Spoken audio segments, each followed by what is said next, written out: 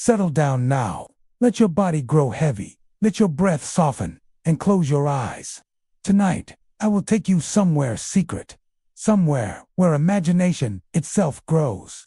It is called the Garden of Ink and Paper.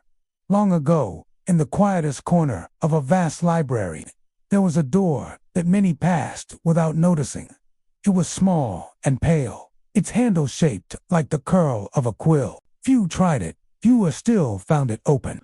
But for those who did, the door led to a place unlike any other.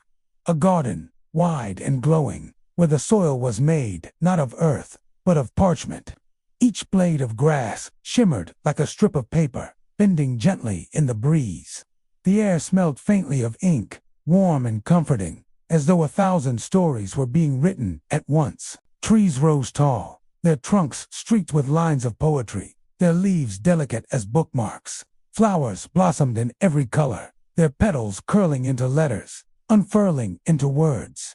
And in the distance, a fountain poured black ink instead of water, its ripples spreading like sentences across a page. This was the Garden of Ink and Paper, place where every story that had ever been told, and every story waiting to be imagined, bloomed quietly under the stars. One evening, a young dreamer wandered here for the first time. She had always loved stories, but whenever she tried to write her own, the words would not come. Pages stayed empty, and her heart grew heavy with doubt. The little door in the library called to her that night. She opened it and stepped into the garden. Her eyes widened as the air wrapped around her, soft as a page turning. At her feet, she noticed a tiny bud, glowing faintly. When she touched it, the bud unfolded into a flower, and on its petals appeared a story, her story. She gasped, reading the words aloud. "This is mine," she whispered. The garden seemed to sigh in answer, as if it had been waiting for her. Slowly, she began to walk along the parchment path. With every step, new plants stirred and blossomed. Some carried poems that danced like music. Others sprouted drawings shaped from ink, twisting into dragons, rivers, and skies.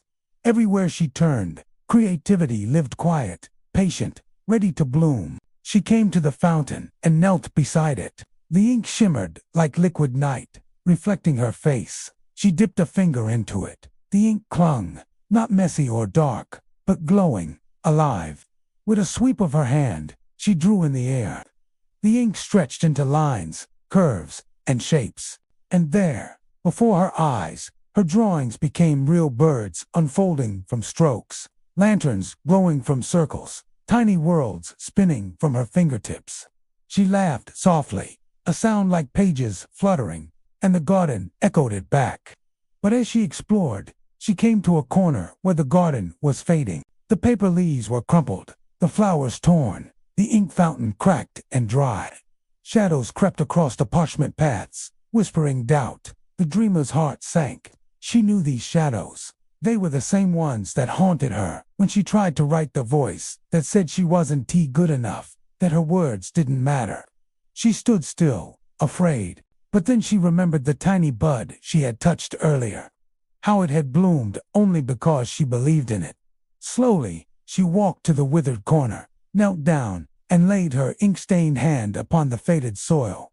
At first, nothing happened.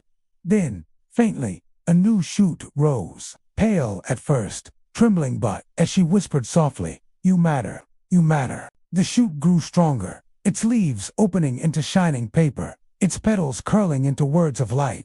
The shadows retreated, the fountain mended, the garden brightened again, and the dreamer realized the garden was not only a place she had entered, it was also a reflection of herself.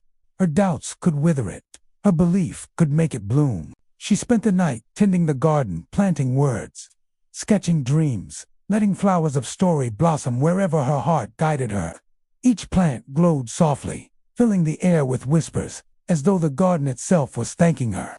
At last, when her eyelids grew heavy, she returned to the little door. She looked back once, and saw the garden glowing brighter than before. Its ink fountain flowing strong, its parchment paths winding like sentences into the horizon. The clock of the library struck midnight. She stepped through the door and found herself back among the shelves. But in her hand, Still glowing faintly, was a single petal of paper. On it, in shining ink, were the words, "Every story matters, even yours." And so, dreamer, as you listen now, imagine yourself walking that garden path.